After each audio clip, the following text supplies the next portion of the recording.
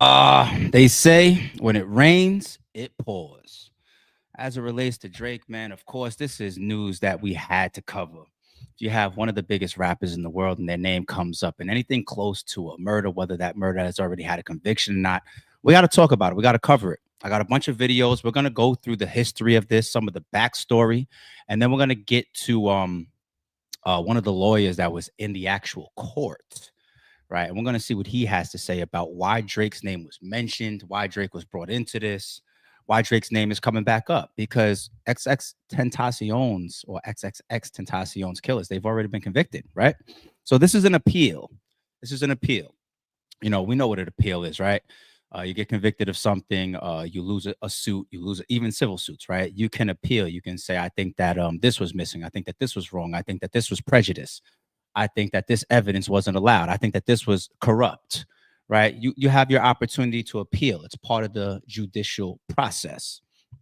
So XXX Tentacion and Drake, we remember the beef, and rest in peace, XXX, right? We remember the beef between those two guys.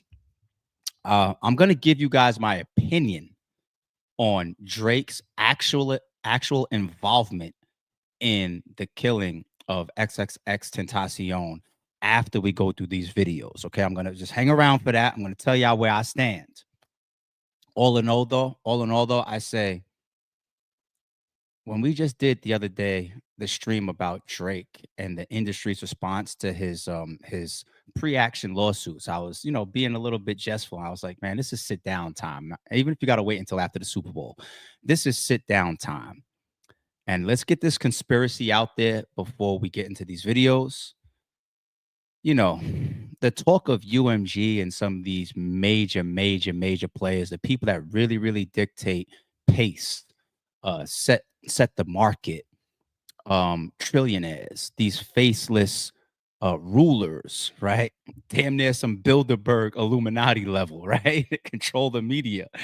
When you get all the way up there, and now with these names that are coming up is the Lucians and the UMGs, right? The people that's all the way above. When you have people get attacked, when you have people lose their cloak of protection, that's when the conspiracy theories come out. And conspiracy theories sometimes are extremely far-fetched. At other times, they're logical. And other times, it's like, wait a minute. We need to look a little bit more into this. We heard this recently with Diddy, right? Everybody said it was all cool and calm for him until he started going at them lawsuits for them big wigs above Ciroc. He started claiming that there was prejudice and racist towards the marketing dollars and the promotion dollars that was put behind his efforts because Ciroc was one of his cash cows, right?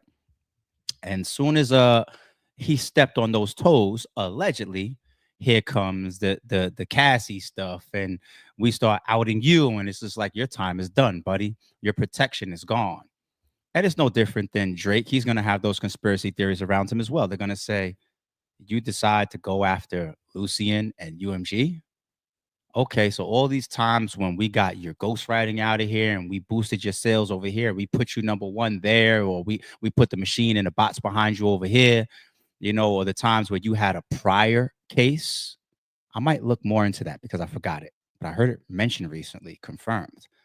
The prior case that you had swept under the rug, but now you want to play with your protection, the cloak around you. Okay, let's play ball. And then stuff like this. Now, conspiracy theory wise, that could be far fetched. It's just like, this is still the appeal process. I just said that, right? ARP? But people pay attention to that type of stuff. It's the timing once again. They're just like, all of a sudden, you are public enemy number one. All of a sudden, you went from golden boy to having the world against you. There's literally videos, the world against Drake now. All right, let's go into some backstory, people. Bro, I hit up a DJ that I fuck with. Who did? Drake. Okay. Drake hit up a DJ that I fuck with. You feel me? And bro told me, he was like, yo, the nigga Drake watched your interview. He said he fuck with you and he fuck with your partner Ski Mask. He's like, yo, he's saying he go call your manager within the next few days. Okay. So I'm amped up. Nigga, I fuck with Drake. Yeah. You feel me? Drake a genius. Yeah. You know what I'm saying? despite me disrespecting him as a man, because I can't respect him as a man, I respect that nigga career. That's Yeah. the GOAT. Okay. That's the GOAT. So you know how to differentiate the two? I know. Corporately, that nigga is the GOAT. Yeah. You know what I'm saying? And I knew what I was doing when I said what I said, and I knew how to approach him. Because I know where he can't beat me at. Okay. You know what I'm saying? So initially, he was supposed to contact one of my managers. So he doesn't do it. That same fucking week, bro. I go on to, well, I can't go on to it obviously because I'm locked up. But Yeah. I'm on the securest phone, you feel me, for this shit. So you in jail, he's supposed to contact your manager, and then what happened? He dropped the fucking video previewing that shit in Amsterdam with some nigga from the UK. You know what I'm saying? He dropped the video. I was talking to my girl at the time, not the same bitch that got me arrested, a different girl. Okay. I was talking to her at the time.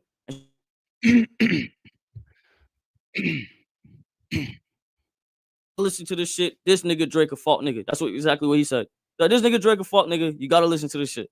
So he plays this shit. I hear da da da da my dad. I'm like, what the fuck? As soon as it started, like I knew he was getting that. And the funny thing is, we didn't discover it. The fan, like you said, the fans, because they're so cold. Like it's like I got a piece of the internet. You feel me? So they were saying that Drake was biting your style. That's what the fans were saying. Yeah. There's definitely a difference between biting somebody's style and stealing. Like biting a style. Like we saw literally rappers that came out and sounded like, let's say, Nas. Like, didn't they get Ali Vegas for that? There was rappers that came out. It sounded exactly like Jay-Z. I think they were pushed out, right? There's rappers that came out that sounded exactly like Big, right? One of them, Biggie. One of them was from the West Coast, right? Shine was another one from the East Coast. Right? So it happens. Biting of styles is one thing, and hip hop is definitely a cardinal sin. But the theft of songs, like for example, when we hear a song that's like these reference tracks that Drake has had, and then you hear it from a different artist, and then you hear the real one or the one that became popular, one that actually was put out to the world with Drake on it, that's like taking the whole melody. It's like the recreation of an original and just saying, all right, this is mine now, right? That's why people got at Drake for the ghostwriting. Actually, Plies has a lawsuit like that going on right now. He's going at a bunch of different people. Soulja Boy, I think Meg Thee Stallion, and a couple other people. He's saying that he had a song, a beat pattern, and a melody that all these other songs used. It happens. It definitely happens. Now, is there coincidences in the world? To be fair, absolutely there are. And then you also have the thing of great minds think alike. I do believe in that. But that little detail that X said of Drake reaching out to X's manager the week that the song was debuted, that's a little odd. And you saw X's reaction. It's not like they were already, friends or something like that. And he reaches out to his manager, and it could have been about a million different things. No, he said when his manager let him know, like, yo, Drake reached out or whatever, he was hyped, like, oh, wow, Drake is reaching out. That's cool. So this is the first time attempt for contact. And it's just like, it happens to be that week. I'm not big on coincidences like that. You know what I'm saying? Like, I don't be sweeping coincidences like that under the rug. But let's keep it going. And there's actually a little piece of this for us to make sure we are fully up to speed of what that piece sounded like. And then y'all be the judge after that. Drake, he was supposed to contact one of my managers. So he doesn't do it. That same fucking week, bro. Demon just got out of can. I get my bro. I hear in my dad. It's just not in my plans. Hey, can't keep my dick in my pants. Hey, my bitch don't love me no more. Hey, she kick me out on life, bro. Drake, he was supposed to contact one of my managers. I don't know. It was there, obviously, right? Was it stolen? Was it taken? Was he looking for a collab? You never know. You never know. We'll leave that where it's at. Either way, after that, that's when things really got left. Like X started on social media. He did interviews. He had a lot of disrespect towards Drake. Now, I always believe that there's levels. Although you can't tell a man how to respond to disrespect, I still feel like there's different gauges of, the energy that somebody is putting towards you. If somebody calls me a snitch, if somebody calls me the F word, and I'm not saying fuck, these days, even the word bitch is getting much, much stronger. It's like men don't like to be called even that anymore, right? If you say SMD, if you send any threats towards me, you know what I'm saying? I'm gonna do this to you. Those are like some of the ones that come to mind for me that are like extreme, like the high level of you are in a zone now of beef. SMD, you're a bitch.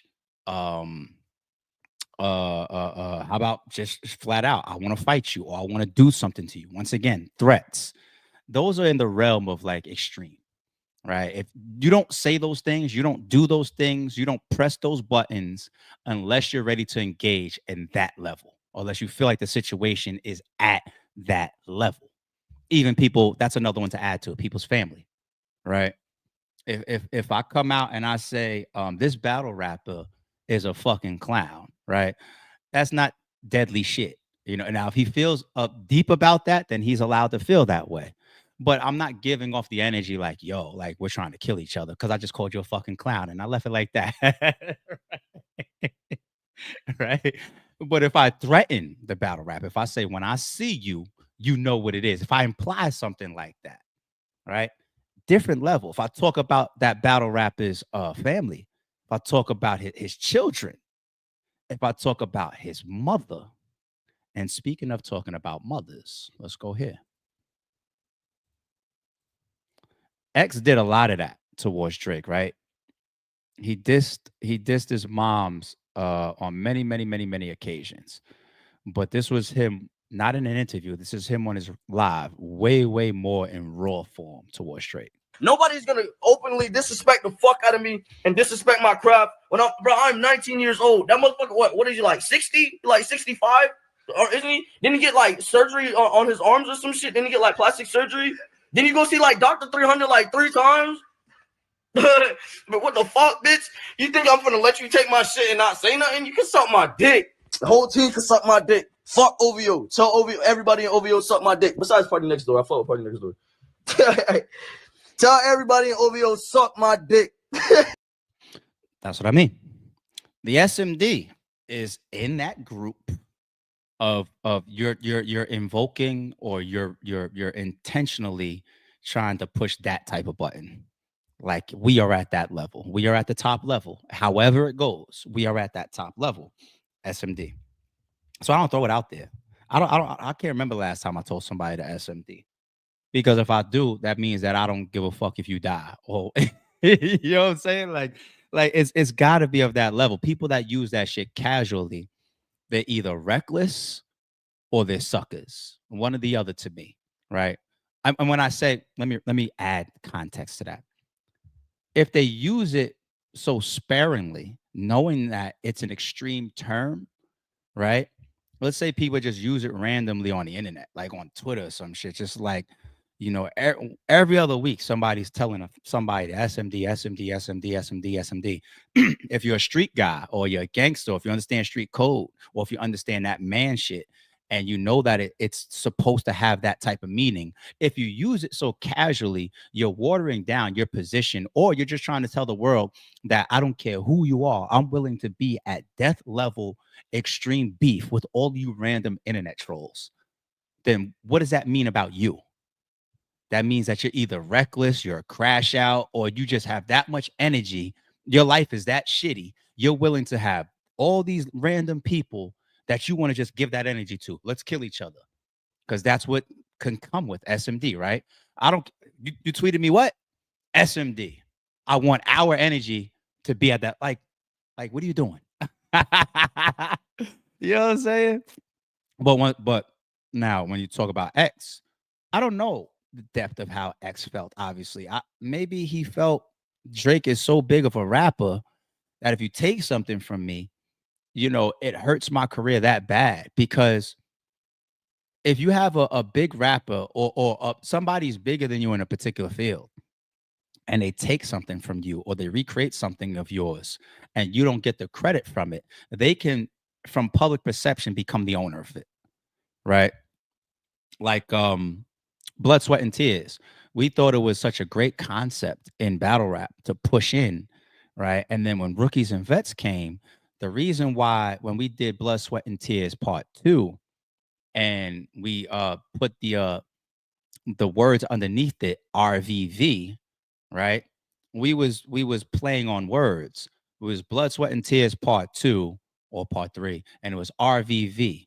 Now that could have been flipped into Rookies versus Vets, and we said it's I think Real versus Vicious, right? Real of we're the owners, vicious to take our shit. That's just battle rap history for y'all. You know what I'm saying? So we had to continue the marketing of Blood, Sweat, and Tears so strongly because we understand that this bigger entity now has Rookies and Vets. And from public perception, that means that they could have started it. And it's just like, here we go. You know what I'm saying? But this is all marketing stuff. This is all industry stuff. This is all competitive shit. So the difference here is I think if X felt like that was theft, or if he felt like Drake took his shit and this is the bigger rapper, and now you're flipping it and that could hurt my career, right? He didn't do it in a competitive marketing thing like the history I just gave you of like Blood, Sweat, and Tears and then Rookies and Vets, right? He didn't do that. What he did is he took it and he's got lives and it's like, I'm disrespecting your mother, I'm disrespecting your family, I'm saying SMD to you and your whole camp and everything. He turned it into beef. I can't say what level he felt it was at or how much he lost or how much he felt disrespected. You know, we would have to go through all his videos and look for explanation and let him hear that himself, right? But I think that's a delineation. So when you talk about beef spinning off of those type of energies that are going back and forth, we remember when Drake started running around with 600 Breezy from Chicago, right? We remember that. I'm in Miami though, and we're all over in every fucking county. If a nigga is fucking looking for me, and you talking that gangster shit, nigga, and I'm blicked up. Fuck you talking about? Days ago, X threat. You know that I'm blicked up right there is actually mentioned in court. We'll get there. And Breezo telling him to watch his step in his home state. Breezy released IG DMs of X telling him to walk light. Xxxtentacion wrote, I ain't on that posting shit, so I'm gonna say this to you once. You ain't even know I had people in the club calling me about your dub. You got spared, walk light. 600 Breezy weighed in on X's comments on Twitter, writing, this dude told me to walk light when I've obviously been stomping through your territory for a week. Choker wearing ass rappers, suspect. All right, so what we doing? What we doing, Miami? Hey, look, Miami, what we doing? That's how we living. In early April, Xxxtentacion allegedly sneaked this Breezy. These pussy dudes talk too much. Shut up, ho. If you got my name in your mouth, don't. Happy birthday, love. This is one thing that I'll say about 600 Breezy inserting himself in issues. I don't think that in this particular case it was random. Because he was running with Drake, and then you're gonna hear 600 Breezy reference why he acted like that or had that energy towards X in a couple seconds. But here's one thing that I hope that 600 Breezy has learned by now. You know, a lot of this stuff is, you know, years ago, and I think a lot has been seen, and people continue to evolve and mature, right? Like we all probably know a lot of animals that we grew up with, and some us as well. We've been through shit. And it's like everybody's way more calmed down now, right? Because you're older, you evolve, you learn, you chill the fuck out. Like hopefully, right? But 600 Breezy, like he did that when King Von was killed, right? He did videos on Instagram. He was like, I'm on my way to Atlanta. On your way to do what? Now, let's say hypothetically, he was on his way for some type of revenge or get back. Then why the fuck are you on your Instagram? And 600 Breezy said that himself. He did another interview years later, whatever. He said, I was a fool for that, because if I'm on my way to do something, then you just go do it. Like, why the hell am I trying to, like, that's where people feel the clout chasing or just the self-incrimination is coming in. But let's get back to 600 Breezy. Don't be surprised if my dick ends up in it too. Pause. Breezy himself believed the comments were about him. He wrote on Twitter, these crusty the clown looking ass dudes just diss me, right? 600 Breezy spoke on his issues with X during a recent IG live session, hinting Drake gave him the go-ahead to diss the Florida rapper. He'd be cool, man, do his music thing, and turn up. He got a good ass fan base, like especially where he from. Like they riot for that man, so tell him, you know, he ain't like we come from Chicago where this we started from rap beef. Niggas ain't just get on, niggas come around this shit from rap beef. Niggas really, they homies really dying for this shit, all that shit. Real shit though. But no, you know, motherfucker, keep the peace or whatever. Whatever, you know. We still in Chicago doing this shit. LA gang forever. You know.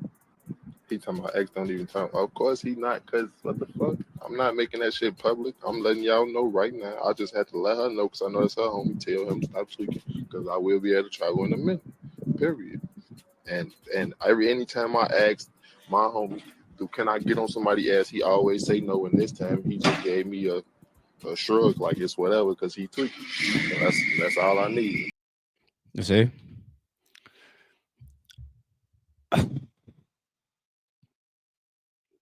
The stuff on the internet really is crazy. And there is no speaking in code when it comes to court. When you say, I asked my homie, can I get on his ass? Because, you know, I see what's going on. I see the energy. And he said, this time, yeah, go ahead, because he's tweaking. The way that comes into the court from the prosecution is they change the words. They say 600 Breezy asked Drake, not his homie, asked Drake if he can do something to XXX because XXX is trolling online. And this time Drake said, yes, go ahead, because he's dissing my mother. It's like translated. There is no speaking in code, right? They will decipher. You can't get on these jail phone calls and think there's code. They're just going to decipher it. Yeah, man. We see this in real cases. Yeah, man. I'm on my way right now to pick up the 20 cell phones. All right. I'm gonna make up some stupid ass number, right? Think about Sue Sir, right? That was code for a body. Let me tell you what I really meant. Right? Free Sir. Nobody is a fool in this shit. Like nobody goes like, oh, it's really 20 cell phones. That motherfuckers be right there on a recorded phone call and say right there, he's talking about keys, or he's talking about loads, or he's talking about a drop. No, he wasn't talking about no cell phones. Like, you think switching words on these calls is gonna keep you out of jail? It doesn't, right?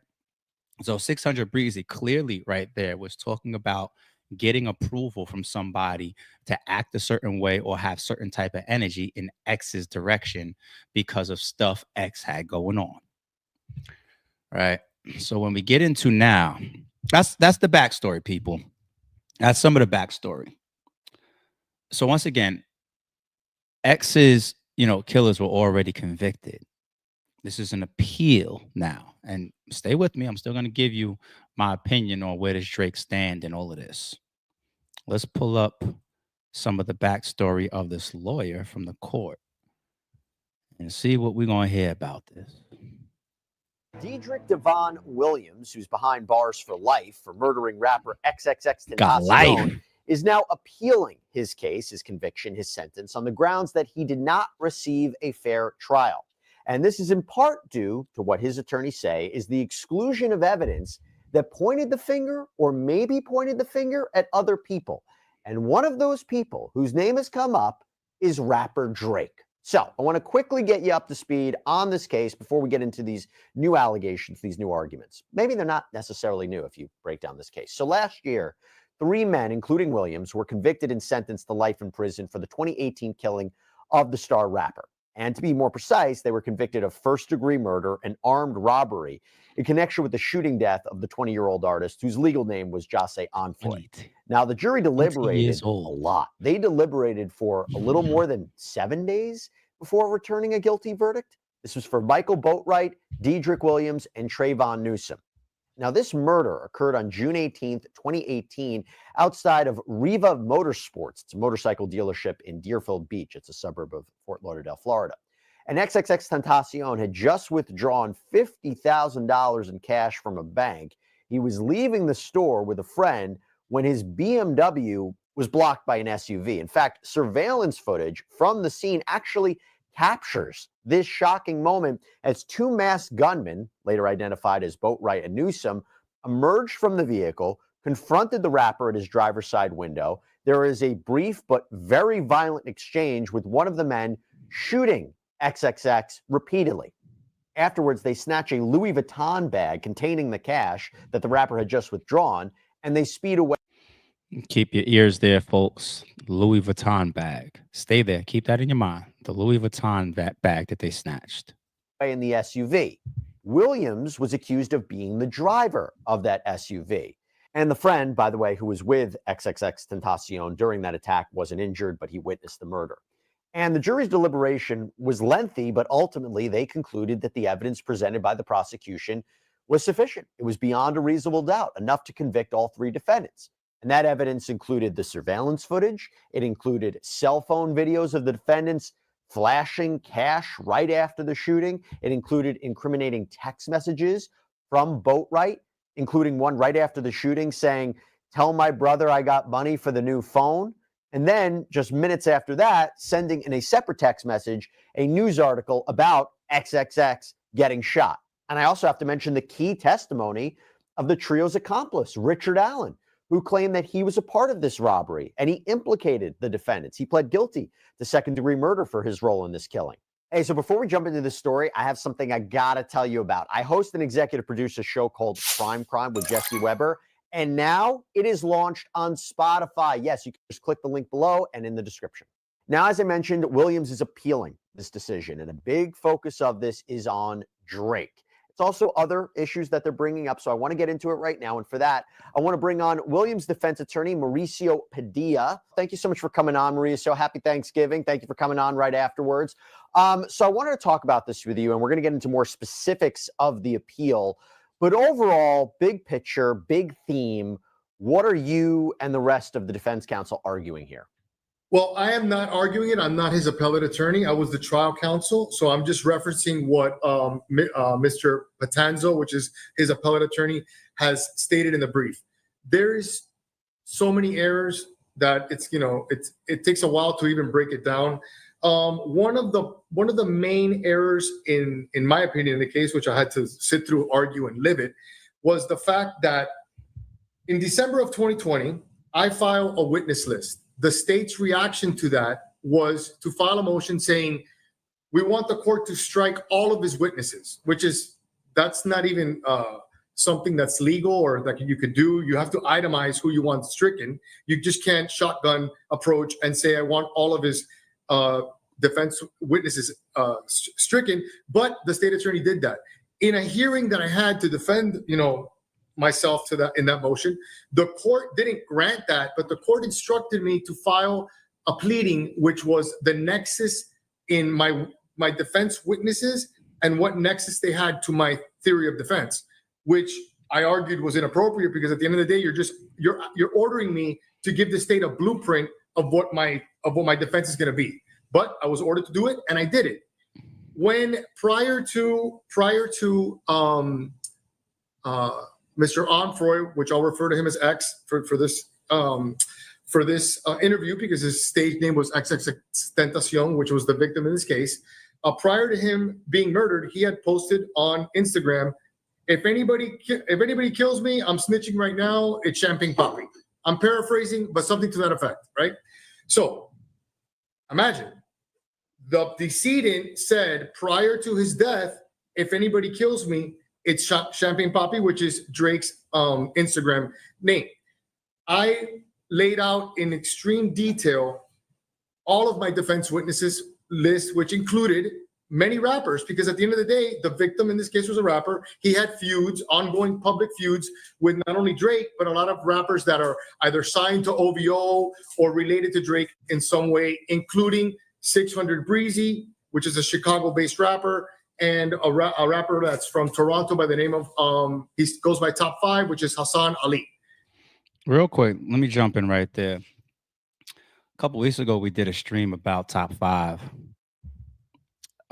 Don't know his music like that. I kind of came up to speed when we did that video on a little bit more of his background. I see his face and his name around a little bit more these days. I'm honestly not too interested in some of the stuff I see about him thus far. If he puts out some good music, I'll give it a listen. Other than that, I'm not really interested yet. But when you talk about the street stuff and the energies around the Kendrick and Drake beef, when Top 5 did that interview and he was like, yo, we're about to go, watch the Not Like Us video. And I'm going to do my homework on every single person in the video. Once again, people, I understand that there's trolling on the internet, but you just never know how somebody's going to interpret your trolling, or you might be serious, because there's that pocket of things that you can say that are deemed extreme or deemed serious. Anything of a threat, anything close or remotely close to a threat. If you say I'm going to do my homework on people in the video, that's a threat. Okay. So in that video, I made the point. I said, Drake or anybody else in these leadership positions where you're the face, you're the leader, you're the bag, you got to also be responsible for the people around you. It sucks, but you got to control these energies around you. You have to boss up that much more. Rick Ross has to tell Gunplay, yo, sit down. You know what I'm saying? Meek Mill has to tell O'Malley, take that fucking fully auto off of Instagram that you posted in the game's direction. Right? You can't do that.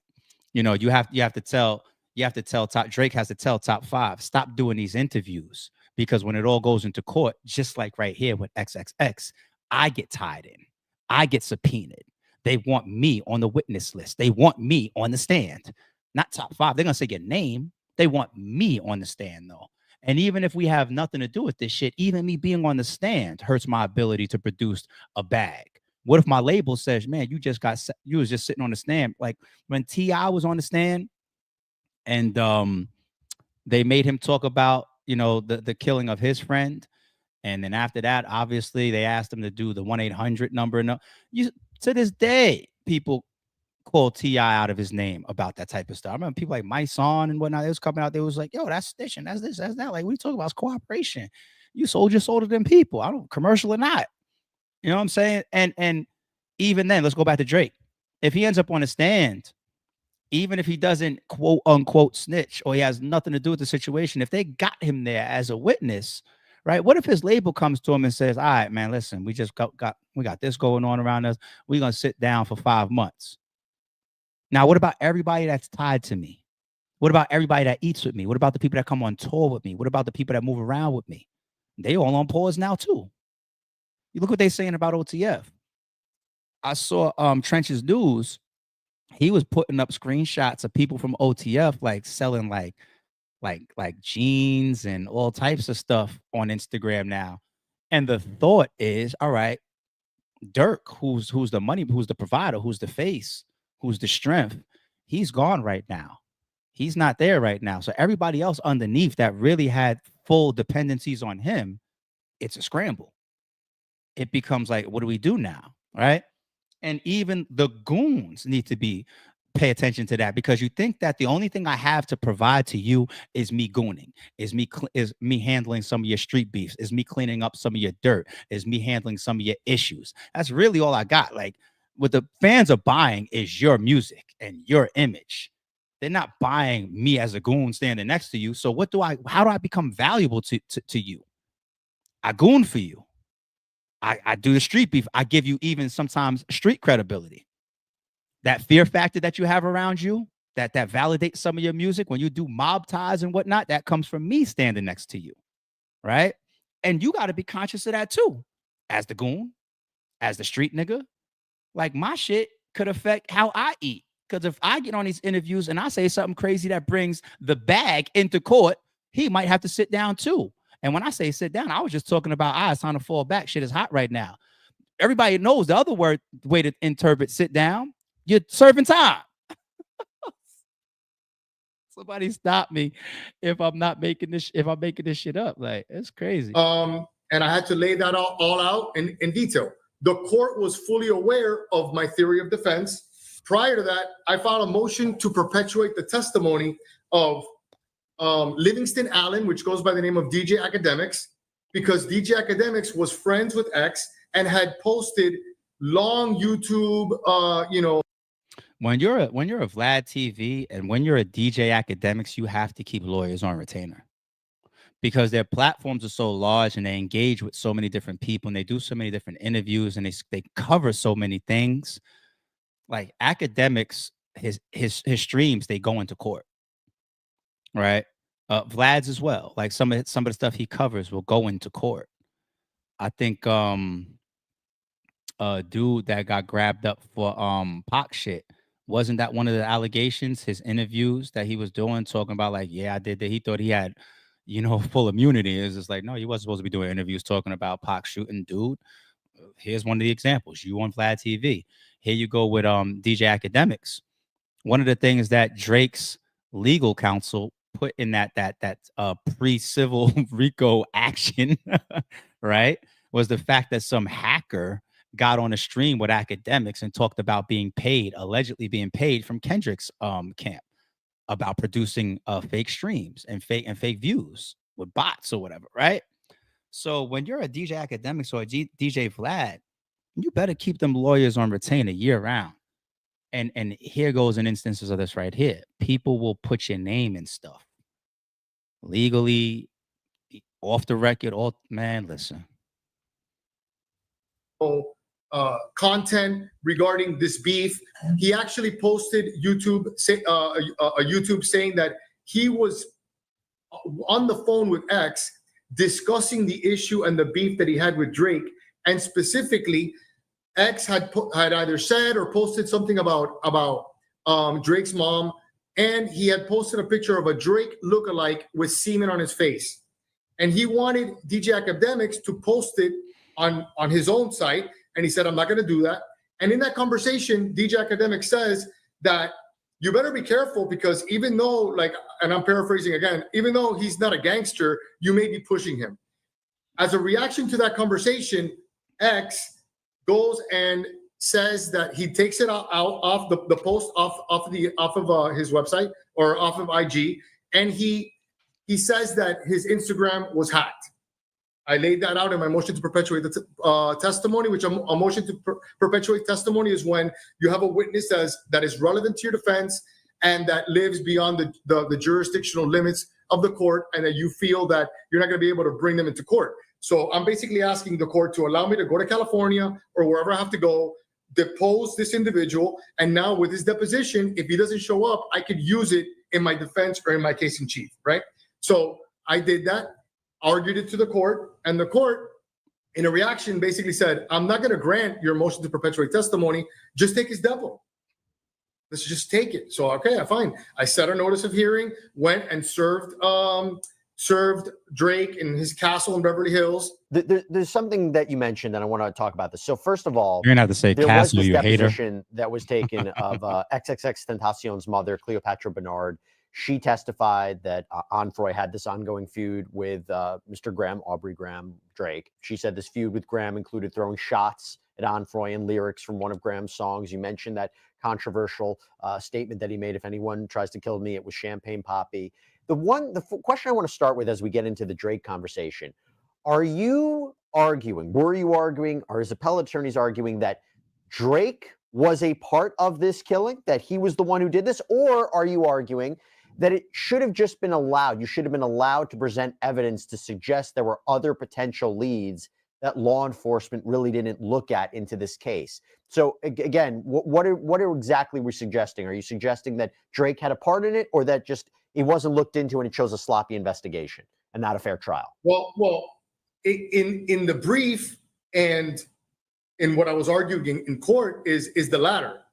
We are a defendant has every right to defend himself and to show reasonable doubt wherever it may be, and to fully investigate and articulate to a jury an alternate shooter defense or an alternate, a defense where someone else, committed this crime.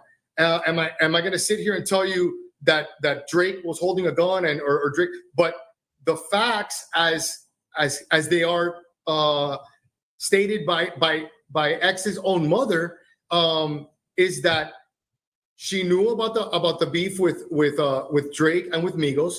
She knew about the violence between Migos and her son, where there was a violent episode. She knew about 600 Breezy, which is a known admitted gang member from Chicago, going to South Florida and posting on social media saying that he's blicked up, which means that I have a gun, and she was concerned about it. She testified in the depot that she discussed it with her son. She testified that the reason that she wanted additional security with him the day he died was because of this beef with Migos and everything that we're discussing. So it was relevant. And for many months during the trial, January, February, even February 7th, of 2023, the judge is agreeing with me. Okay, now there comes a moment and a hearing. He goes ahead and Drake hires after the judge enters a rule to show cause, basically saying a purge date. You have to appear for depo on this day, or I'm going to do a writ of bodily attachment. He then goes and hires Brad Cohen, a friend of the show, friend of mine as well, an excellent attorney. And Brad files several motions, motion to quash the subpoena, and he files a motion for protective order. We go back and forth, and the judge says, and the first time that Brad shows up to court, he says, you know what, I'm gonna quash the rule to show cause. He's hired counsel. You guys can communicate and figure out when this step was gonna happen. Okay, so we go back and forth. We can't agree to it for various reasons, and I'm not gonna get into settlement negotiations Sure. on the show, but we can't agree. We go into court February 24th, I believe, on his motions. At that time, James Beard, which is the process server that served Drake, appeared as a witness, and I wanted to show video that he took of the actual attempted service, where it shows Drake's bodyguards or the people that are in front of his house refusing to cooperate. It showed one of Drake's employees kicking the subpoena down the road that leads to his mansion, and the judge didn't allow me to show that. Despite not allowing me to put forth that evidence, the judge did a 180 from telling me to figure it out, coordinate it, take the depo, did a 180, told me, why are you involving him? Granted the motion for protective order, granted the motion to quash my subpoena, allowed Mr. Cohen to argue California law without having a California expert there, and basically kind of chastised me about why are you bringing them into it. And as a matter of fact, we had taken the deposition of one of X's relatives regarding this beef, and she denied it, and the court said in open court, even his relative said that it didn't exist. And I said, yeah, well, she's lying, because the whole world knows about this beef. So for her to sit here and say that she didn't know about it it's on her credibility. So despite all of this, he does a 180. He not only grants the motion for protective order, basically saying that I can now serve him again. Okay. And it quashes the subpoena, but the state attorney, sensing there's blood in the water, says, Judge, I'm going to renew my motion to strike all his witnesses. Okay? Or tennis, no notice. And he's okay. Sometimes we do reaction videos, so part of me getting all up in the camera. You want reactions? There you go. I don't mean to make light at all. None of that is making light of the loss of life. Rest in peace to X. Y'all know I don't play with death on this channel. I got one more site to pull up, but in a second, let's talk about our opinions on that. And let me give you my opinion as promised on Drake's involvement in the killing of Xxxtentacion. So if you listen to what that attorney was breaking down, he even gave a funny example of, the subpoena that was attempted to be served to Drake, and his security guards were kicking the subpoena down the street. And he had video of it that he tried to bring into the court, and they stopped it. But anyway, they had two sides. They had his side, which was trying to present this evidence, or trying to present, that Drake's name is involved in this type of stuff. I want him subpoenaed. I want him questioned. I want a deposition. When he says depo, that's short for deposition. Okay. And what does Drake do? He does what he's supposed to do. He goes and he lawyers up. He gave him credit. The person that Drake hired, he said, great lawyer. We know him, friend of mine. Hey, he does his thing. Like, Drake went and got somebody that was known and said, hey, go handle this. And long story short, the lawyer ended up getting to a point where the judge just walked away from it. They used the term quash it. It's just like, I'm not forcing this. And at some point before then, he said, you two lawyers get together and you decide on how you're going to agree upon the management of Drake, right? Whether there was an agreement, like, I'm going to allow you to depose me. I'm going to allow you to subpoena me. And I promise my client is going to open the door and receive the subpoena, and he's going to respond to it. Whatever they decided behind the scenes, fast forward, when it got back to the judge was like, what's going on between y'all two? Y'all don't have an agreement, right? Drake isn't charged with anything. It doesn't seem like he's listed as a witness or anything like this, right? So this is just like, for me to get him, I'm looking for a full cooperator, right? I know when people hear cooperation, they tie the word snitch. I mean it in the literal sense. They're looking for Drake to cooperate with them and bring more towards this issue that may or may not even involve him. And Drake, I assume, with his lawyers taking a position like, if y'all think I'm involved, then charge me or come at me based on my involvement for this alleged murder. Or I shouldn't say alleged, for this murder. Other than that, if you're just looking for me to help you, no.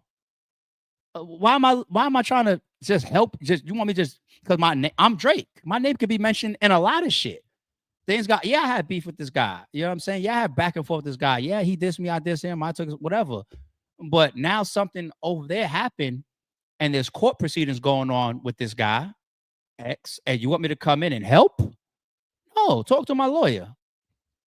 So technically, it seems like Drake did what anybody else would do there, right? Now, do I believe that Drake had any involvement in this situation from the outside looking in? I wasn't sitting in the courtroom. I didn't watch this every day. I don't even know if it was a public trial, to be honest. I do remember headlines and updates that would come into the internet, but I don't have all the super details of the actual trial and all the intricacies played out and downloaded into my memory. From what we remember, if I had to choose, I would say Drake isn't involved in this. You know what this looks like? It looks like you were convicted of murder. Like they said early on in the video, he was given life. Everybody forgets that gangster shit when it's time to go do time, or when it's time to serve life, or when it's time to be on death row and all that type of shit. I shouldn't say anybody, everybody, but a lot of people. You know what I'm saying? Even appeal. You could look at that how you want to look at it. It's like, oh no, you tough. You want the clout. Some of y'all be bragging about the type of stuff that you do. Like, let's say, like, no disrespect, the old Block 6 that were bragging about it. And in today's world, the internet world, they call bragging clout chasing, right? Because you're looking for some type of recognition. So if you're clout chasing off of FBG Duck's murder, and you guys are do like Boss Top's interviewing Old Block, you know, he's like, yo, don't say that shit about Troy. Or these are things that are never supposed to be said on the internet. Lil Durk, man, I've been listening to Lil Durk lately in the gym, like the last couple of weeks, more than I normally would. Just like, yeah, let me get to some of his harder tracks and just see if they hit different. Durk's got so many songs with incriminating lyrics. I mean, no different than King Von. King Von would tweet about shit and do lives about shit. But Lil Durk has a lot of that one shit that they put in Durk's indictment, you know, like go, green light, go. Turn on the news, see your son screaming, no. Like, we understand what he's implying. But that's like, they could have used shit that was way crazier than that. It's a hard track. I ain't gonna lie. Musically, sonically, it's a hard ass track. That song, Beverly Hills. The name of the song is Beverly Hills. This is where Quando's boy was killed. That track goes crazy. And Durk's got a lot of these self-incriminating songs. He got interviews with Ag talking about the Slav of R. I think they trolling me. What? Y'all can't say that no more. What are you implying? Like, you want me to play stupid? You want the detectives to play stupid? Right? And it's no different here. It's no different here with all the Drake stuff. If I'm going to label Drake something in this beef or in this appeal, right? I'm not going to label him a murderer or a murder for hire co-conspirator. You know what I'm going to label Drake? A clout chaser as well. And I'm pretty sure if you're Drake, you'd rather be called a clout chaser than a suspect in a murder. So you should be happy, Drake and Drake fans, with this assessment. Just my personal assessment. Clout chasing, street credibility, right? A lot of rappers do it. You got lyrics like this. Louis bags in exchange for body bags. Remember I told y'all earlier, hold on to those lyrics, right? What album is this? This is the Mob's Ties album, or Mob's Tie song from the Scorpion album. Look at this. Louis bags in exchange for body bags. Something happens to people, whether you did it or not. It's like claiming responsibility sometimes. Other times it's insinuating that you had any involvement in something, whether you did or you didn't. You got to take one or the other. It's either you are that self-incriminating and stupid, right? Or you want to claim the wreck and you want the clout, or you want the street credibility from it. Sometimes both, right? Sometimes. But that's my assessment of this. I think that Drake, and that's not the only lyric that Drake has that's suspect towards X's killing. And some of his lyrics actually, I think, came into court too. When these people are going to stop rapping this shit, who knows? But anyway, keep doing it. Keep the lawyers paid. Keep us all here talking about it. Keep us all here learning. It is what it is. But Drake, that's not the only lyric that Drake has. That's going at X allegedly, and his murder allegedly, right? I guess it's just like, yeah, look what happened to you after dissing me and my mother and telling me SMD and all that type of stuff. And then people possibly even think that you were tied to it, right? Because you're powerful and they know that's the most public beef that X had. His name starts getting said. So all in all, what I really think that this is on one side, Drake clout chasing, Drake implicating himself indirectly through songs for further street credibility. And on the other side, I think you have somebody that was convicted of a murder, got sentenced to life, and now he's doing these last ditch efforts to try to get out or get a reduced sentence. And you got your lawyers coming out talking about, I want a mistrial, or I want more further grounds for my appeal, because there were certain testimonies and certain witnesses or certain depositions that we wanted included in our defense. And the judge didn't help us enforce getting people like Drake.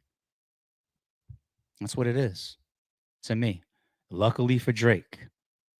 Man, if there ain't a better time for Drake to sit down, if it ain't now, we say this all the time. You get into shit, you sit your ass down. Drake don't belong on those streams dissing people right now. Sit down. Tell me if y'all agree or disagree. In the meantime, you know the outro. Don't confuse silence with work ethic. I'm a boss making decisions, my first fetish. The verse cherished is perfect, that's a reverse blemish. I dropped it, connected the block, learn Tetris. This is the Sorry Street Podcast. Welcome to the house of. And shout out to the members.